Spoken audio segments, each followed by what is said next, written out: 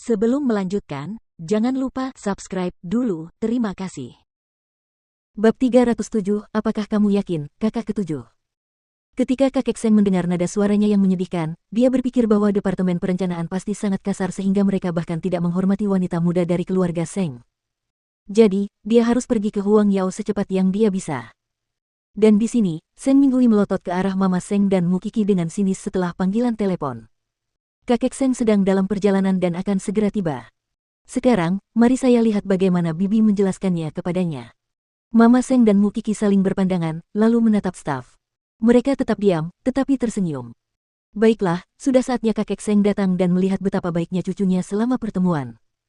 Ya, dia adalah nona muda dari keluarga Seng, namun dia tidak punya keahlian yang bisa ditunjukkan atau dibanggakan. Nonamu, apakah Anda akan baik-baik saja saat ketua datang? Para staf khawatir tentang Mukiki.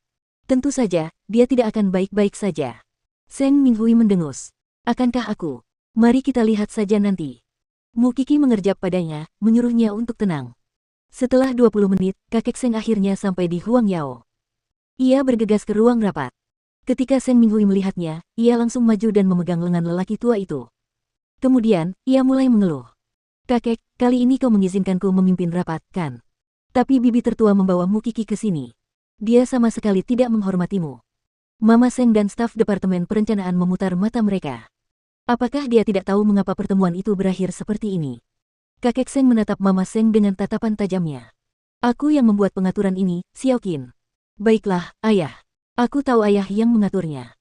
Namun, jika kakak ketujuh dapat memimpin rapat dengan baik, Kiki tidak akan ada di sini, kata Mama Seng terus terang. Bu, karena kakek sudah di sini, kita pergi saja sekarang. Kita tidak boleh menunda pertemuan. Lagi pula, ada banyak masalah yang menunggu kakak ketujuh untuk diselesaikan. Mukiki menghentikan Mama Seng dengan cepat, tidak perlu baginya untuk bertengkar dengan kakek Seng pada kesempatan ini. Biarkan saja dia melakukan apa yang dia inginkan. Oke. Ketika Seng Minggui melihat mereka pergi, dia langsung berkata, kakek, tidak ada salahnya bagimu untuk datang. Aku tidak bisa menyingkirkan mereka tidak peduli seberapa keras aku mencoba tadi. Staf itu menyeringai dan Mama Seng meninggalkan ruang rapat bersama Mukiki. Seng Minggui akhirnya merasa puas. Namun, bukan berarti kakek Seng tidak melihat wajah para staf.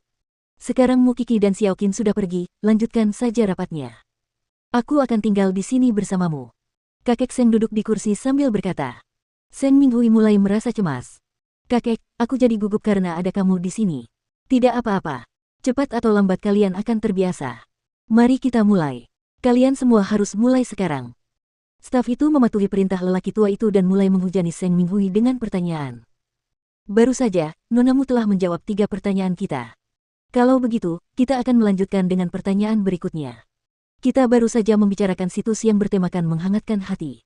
Sekarang, mari kita bicarakan situs yang bertemakan trendy. Nonamu menyebutkan bahwa ini adalah kesempatan yang sangat bagus bagi kita untuk mempromosikan koleksi baru kita dengan desain yang trendy. Tapi, mana yang harus dijadikan produk unggulan? Kita semua tahu bahwa ada banyak produk dalam koleksi baru. Namun, mustahil untuk menyajikan semuanya. Departemen pemasaran tidak dapat membuat keputusan akhir. Jadi, Nona Minggui, apa pendapat Anda? Seng Minggui tercengang. Tubuhnya menegang. Dia menatap tongkat itu, lalu menatap kakek Seng dan menyeringai. Tentang ini. Dan satu lagi, meskipun hampir semua orang di Jianchuan tahu bahwa waktu untuk acara tahunan ini sudah ditentukan setiap tahun, tim pemasaran masih datang dan bertanya apakah kami ingin melakukannya secara berbeda kali ini. Setelah mendengar pertanyaan kedua, Seng Minggui berdiri kaku lagi. Dia bahkan menatap kakek Seng seolah memohon bantuan. Kakek Seng sudah mengetahuinya. Dia terdiam beberapa saat, lalu memerintahkan bahwa Mukiki masuk.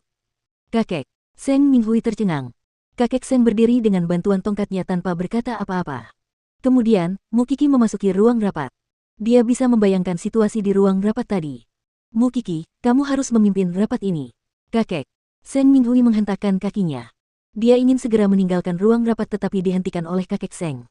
Kamu tetap di tempatmu berada. Wajah Seng Minggui memerah karena marah. Namun, dia tetap duduk dengan enggan. Nonamu, untuk 2 pertanyaan terakhir. Mukiki mengangguk setelah membaca pertanyaan. Ya, Huang Yao punya banyak produk baru, tetapi tidak semuanya cocok untuk dipromosikan selama malam VVIP karena beberapa di antaranya sudah ada di pasaran. Jadi, itu berarti siapapun yang punya uang bisa membelinya. Produk-produk ini tidak akan menarik bagi para wanita kaya yang menghabiskan banyak uang untuk Huang Yao setiap tahun. Mengapa ada edisi terbatas di dunia ini? Itu karena barang langka lebih berharga. Yang mereka inginkan adalah eksklusivitas. Mereka ingin menjadi yang pertama yang bisa menikmati apa yang tidak bisa didapatkan orang lain. Oleh karena itu, kita harus mempromosikan produk baru untuk musim berikutnya yang belum ada di pasaran. Dengan cara ini, kita dapat mencapai efek promosi yang hebat pada koleksi yang akan datang dan menjamin penjualan untuk musim berikutnya. Semua staf mengangguk setuju. Dipahami. Untuk pemasaran, Huang Yao mengatur waktu agar konsumen ingat bahwa hari-hari ini adalah hari-hari kami selalu mengadakan acara. Dengan status Huang Yao saat ini, kami tidak perlu membuang-buang uang untuk aspek ini. Hanya ada 50 tamu yang menghadiri malam VVIP, tetapi apakah hanya ada 50 orang kaya di Jianchuan? Selain itu, saya telah memeriksa daftar nama, tidak banyak yang berubah setiap tahun. Jadi, tidakkah Anda berharap kami dapat menambahkan darah baru ke dalam grup? Itulah sebabnya saya menyiapkan acara pemasaran pengungkapan produk ini selama malam VVIP.